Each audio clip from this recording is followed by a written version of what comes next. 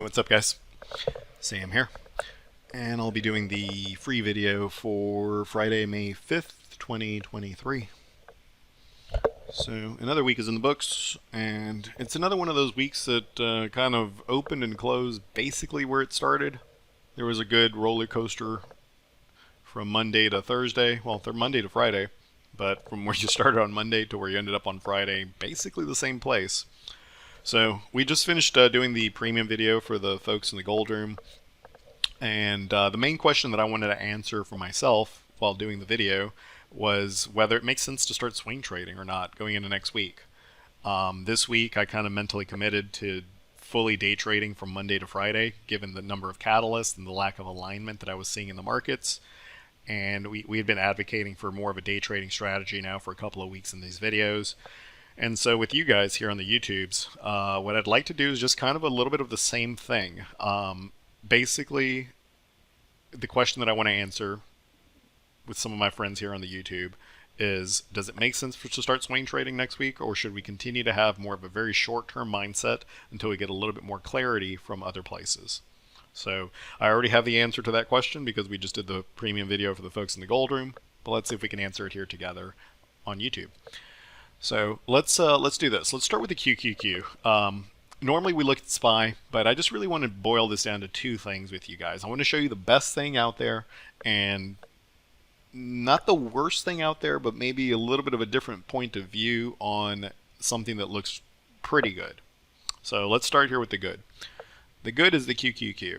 And it's been that way for a while. I've been telling you guys here on the YouTube that if you're going to be trading something long in this market, until proven otherwise, it should most likely be tech. Can you catch a pump in a bank or an energy company or an industrial? Yes. But from a probabilistic consistency point of view, I think it makes more sense to trade with the flow. And the flow right now, given the rate dynamics, the yield curve and rates in general, favors tech over the inflationary things. And you see it in the chart. I mean, you don't have to believe me. You could just pull up a chart of the QQQ and compare it to the IWM, or if you don't want to look at any of the small banks, then look at the QQQ relative to the DIA, and you'll see the difference. So let's ask ourselves, has anything really changed here on the Qs? Or have things just really improved? And I would say that things have nominally improved here. Most things here were already aligned. So I'm just going to go quickly through the different panels here because I do want to move on to the next thing. But let's look at just to make sure that we're all on the same page. What's the most important thing on this chart? Is it my fancy indicator right here? How about this other fancy indicator here? It must be the squeeze, right?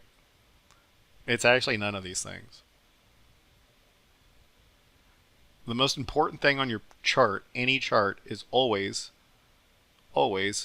price. So don't forget to look up here first before you look down here. So this is going to be panel number 1. The squeeze is going to be panel number 2. This is going to be panel number 3. And this is going to be panel number 4. And we have 2 charts. So 1, 2, 3, 4 times 2 is 8. The best score that a chart could get from a bullish perspective is an 8 out of 8. The worst score would be obviously a 0 out of 8. So let's grade it out. We start here with the daily chart. See the structure? The moving averages have an upward angle to them. They are stacked properly. You're making higher highs and higher lows. That's all quite good, and that gets a check. The squeeze actually has either a flat line or it actually has a little bit of a dot higher here. You'll have to zoom in on your end to see it. That gets a check. The trend oscillator, green above red, both above the middle. Not a enthusiastic looking trend oscillator, but it is bullish, and therefore it gets a check. What's the last signal you have on the high-low pro? 3 up green arrows. That gets a check. Okay, let's move on to the weekly chart. 21, 50, 200. Not a huge amount of space between them. I would be very hesitant to call this a trend, but it is the beginning stages of something, potentially, and it is correct in bullish. That gets a check. The squeeze does not show any signs of a decline. You don't have the dark blue bars hooking lower. That gets a check. Now this is where it gets fun. What do you think I'm going to give here? Do you think that's a check or no check? Is it a check, no check, or an X? It's a no check. It can't be a check because we're looking at a bullish structure here, and the red line is on top of the green. So it can't be fully bullish like it is over here. But it's also not bearish because both lines are above the middle and the green is actually rising. So what do we call this? It's bullishly neutral, which doesn't tell you a whole lot, right? When something's bullishly neutral, it doesn't tell you a whole lot. But in this case, it does, because what this tells you is it tells you to look at the lower indicator. If the word neutral is introduced into the trend oscillator, you then have to rely on the high-low pro, and look what the high-low pro has been doing. Just buy, buy, buy, buy, buy, buy, buy, buy, buy, right? So check, check, check, check, check, check, check, and this one, the middle one here, the trend oscillator, we're just going to give this a no grade, right? We're not going to give that an X because it's not bearish, but it's not bullish, so we'll just give it a NA. So we have 8 potential checks here. 8 out of 8 would be a perfect score. The Qs are getting in 7 out of 8. Pretty strong. So now that you're well versed in the grading process, let's move on. Let's look at this guy over here. So this is not a chart that I've shown you guys here on YouTube before. It's the RSP. I would jot it down, kind of keep it in your back pocket. What this is going to represent is it's going to be looking at the S&P 500. So it's basically the SPY, but it's equal weighted. So instead of Apple and Microsoft being like 20% of the index because they're so big, and really because they're the strongest companies and they're so big, they make the index look a certain way. What this does is it turns all the 500 companies into the S&P into equal size bites, if you will. So Apple then becomes as big as Clorox, as opposed to being like this giant. Apple just becomes one of 500 companies. And oftentimes, if you look at this chart, it can give you a little bit of a idea as to how the market is performing without the tech generals that drive all the action. So we just did the process over there on the QQQ. I'm just going to do this one a lot more quickly because you know what we're looking for. So checks are bullish, X's are bearish, NAs are just, we can't make sense of it and we'll just move on. So here, is the price structure bullish or bearish? Falling moving averages below all of them. It's bearish. The squeeze, is it pointing up, down, or flat? It's pointing down. Bearish. Is this correct? Red is above the green, green is below the middle. That's bearish. What is the last signal that we got on the high-low? It's bearish. If we look at the structure over here on the weekly chart, is that bullish or bearish? It's actually neither. It's almost completely flat. You actually haven't gone anywhere in months, almost a year. So we'll give this one an NA because it's not bullish and it's not bearish. If you force me to say it's a little bit more bullish than not, but let's just give it an NA for now.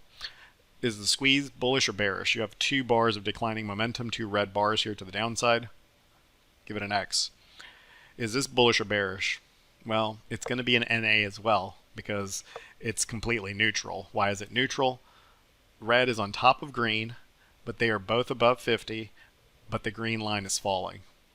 So because it's neutral, what do? We rely on this guy. So this was an X, this was an X, this was an X, this was an X, this was an NA,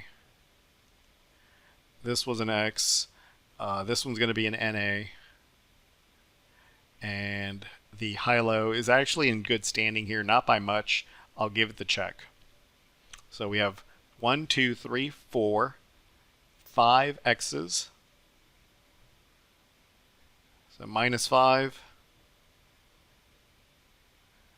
We have 1 check, +1, and we have 2 NAs, +0, +0. -5 +1, +0, +0, -4. So if the highest score we can get is a +8, and the worst score we can get is a -8, and a 0 is here, this one is here, and the NASDAQ is damn near close to perfect. So I show you this just because, again, the question that I wanted to answer with the premium folks, and the question that hopefully we can work through together here on YouTube, is not whether necessarily to be bullish or bearish. I think the market does skew bullish, so if I had to give odds, I would say it's probably 60-40 that the market skews bullish given the absolute strength in the Qs. But you can also see here as we do the work, and you could do this work on your own with your own indicators, and you could even look at something that's worse than this, which is something like the IWM, which is in way worse condition than this. But the question was, are we able to swing trade this market at this point? And for me, the answer going into next week, until I see further evidence to the contrary, is no. For me, this is still a day trader's market. It's not anything to do outside of the lack of alignment that I'm seeing. You know, if this chart here, the RSP, was grading closer to a 0 and the Qs are at a +7, well, that's pretty damn bullish, because this chart graded in at a -4 while the Qs are at a +7. You can see that there's a lot of dislocations here. So what does it tell me? Well, let's put it all together. It tells me, and your mileage will vary if you see it differently, so just, you know, take the pieces that I'm giving you and make sure that you put them in a way, put them together in a way that makes sense to you. But what I'm seeing is, because of the lack of confluence amongst the indexes and other things that we didn't even look at here, it still makes more sense for me to be a day trade. It makes more sense in the near term, until proven otherwise, to focus long on day trades. And it makes the most amount of sense, without question, in my opinion, to continue to focus on tech relative to other parts of the market if you're going to be looking at the market long. So hopefully all of that helps, guys. A little bit of a twist to what we normally do, a little bit more of kind of a grading system based on the indicators, but hopefully you guys resonate with that. You know, we all have different indicators, but you could do exactly what I just did with my indicators with yours and just give it a grade, right? However many indicators you have, make sure you count price as an indicator unto itself, price structure, and then just go through and grade it out and see if you know, you see it differently. And if you happen to see it differently, let us know in the chat. We'd love to hear from you and see what you're seeing, and have a conversation around that. So before you go somewhere else on the YouTube, guys, make sure to leave us a like, subscribe, do the whole thing. It really does help us out, pays it forward. We appreciate it. Cost you nothing. So thanks for being here. Always fun to chat with you guys, and we'll come back next Friday and see how everything shook out. Have a great weekend, guys. Cheers. Hey traders, this is Sam with Simpler Trading. I want to thank you for watching today's video. Hopefully you found the information in it helpful. If you did, leave us a like, leave us a comment. It really does help us out with the algorithm. And if you want to see us trade live with our own real money and be part of the community, come and check us out at simplertrading.com.